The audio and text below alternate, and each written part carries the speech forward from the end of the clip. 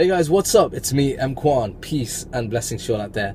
Welcome to this video. So, Ramadan is coming now around the corner, and if you're an expat based here in the UAE or in the Middle East or any other Muslim country for that matter, you'll be curious as to what this is about. You may have heard people talking about it in your office, changes to office working hours. It's quite a big deal, and you may have been shy about asking questions, asking specific questions, or if it's your first year. And I got asked on social and through co-workers about, just general tips for the month of Ramadan. So this is what this video is going to be about, and I'm going to give you 5 very simple tips that you can remember. So tip number 1 is all about understanding Ramadan. So Ramadan is one of the months from the Islamic calendar, and it's the important month because it's a month in which billions of Muslims around the world will spend their time fasting from sunrise all the way to sunset. And in that time, they're not allowed to eat, drink, they're not allowed to have sort of sexual contact, physical contact. They're required to stay away from backbiting, getting angry, gossip, all this kind of stuff. So that is what the whole month is spent doing. Now, at the time of sunset, Muslims will usually gather together and they will break their fast. They have food, they're allowed to drink all the way from sundown to the following sunrise. So that's the routine. Fasting is not required for people who are, ill, people who are elderly, people who are young. So children are not required to fast, though some children will fast, but it's not compulsory on them. Pregnant women are not required to fast. If you've got a medical condition and your doctor recommends that you don't fast, then you're not required by the religion to fast. And this brings us up to a point which quite a lot of expats will want to know. Is it appropriate, if I'm not Muslim, to also partake in fasting? And the answer to that is, yeah, it's perfectly fine. In fact, it's a really good attempt at trying to bridge cultural gaps, especially if you're here in the Middle East. If you have Muslim co-workers, or you deal with Emiratis or Arabs or people that are local here, then it's quite a good move to make, and people will respect that. People will help you and assist you in doing that. Tip number 2. During the fasting hours, if you decide that you're not going to fast and you want to carry on as per normal, then you can do so, but be wary of something, and that is, make sure you don't eat or drink in public. This is very, very important, particularly this part of the world. You can cause some major offense, so it's best to just avoid it in public completely. Now, if you work in an office, then the likelihood is your office manager would have made arrangements in perhaps like a kitchen or something for people who are not fasting to go there to eat, drink, whatever. But be aware that even chewing gum in public can be seen as offensive. So just try and avoid any type of food, drink, chewing gum, any kind of that stuff in public whatsoever. It'll just be easier and it won't get you into any kind of bother or trouble. Tip number 3.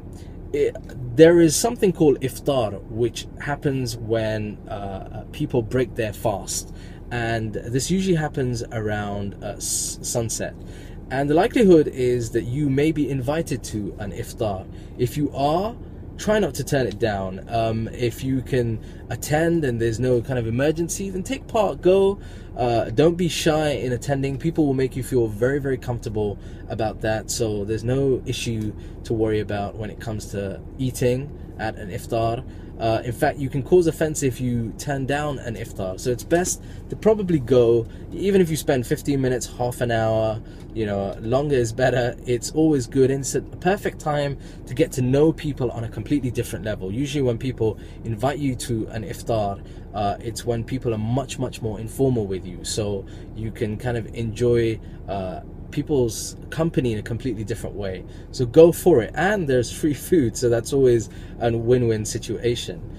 Tip number 4 is some useful kind of phrases that you can use with Muslims that you work with locals that you work with. The first one is Ramadan Kareem. That's Ramadan Kareem. And the second one is Ramadan Mubarak.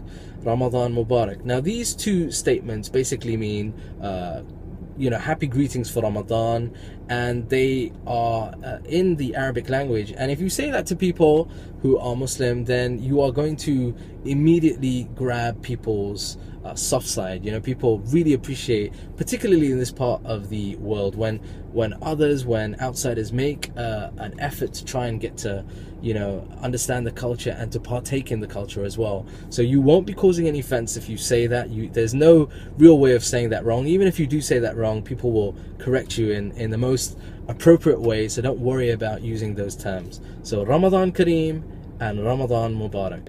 Tip number 5. Tip number 5 is all about Eid.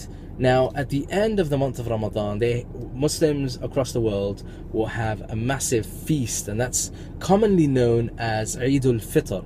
And Eid al-Fitr is a time of the year when the month comes to an end, people are invited over, there's lots of food, lots of drink, and people will end up giving gifts to young people, perhaps to even each other.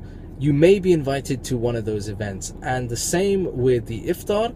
Try not to turn it down. Go attend, go and see what the fuss is all about, enjoy yourself. And like I said, it's an awesome way to build really long-lasting connections with people. It's an awesome way to meet new people as well. If you do attend any of the iftars or any of the Eid al-Fitr gatherings, then just be aware to dress modestly. Remember, these are semi-religious kind of events, so it's a wise idea just to be modestly dressed so not to cause offense. Anyway guys, those are short 5 tips for the month of Ramadan. The last thing I want to say is, don't be afraid of asking questions.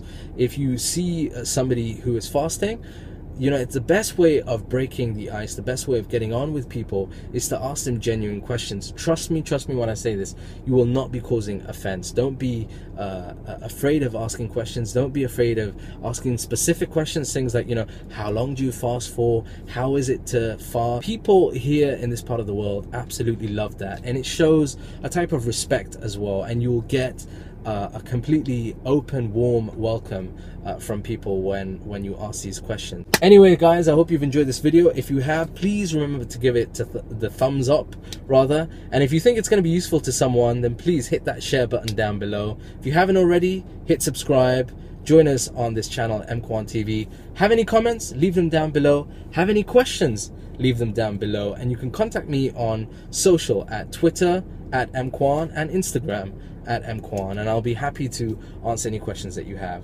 Until next time, peace and blessings.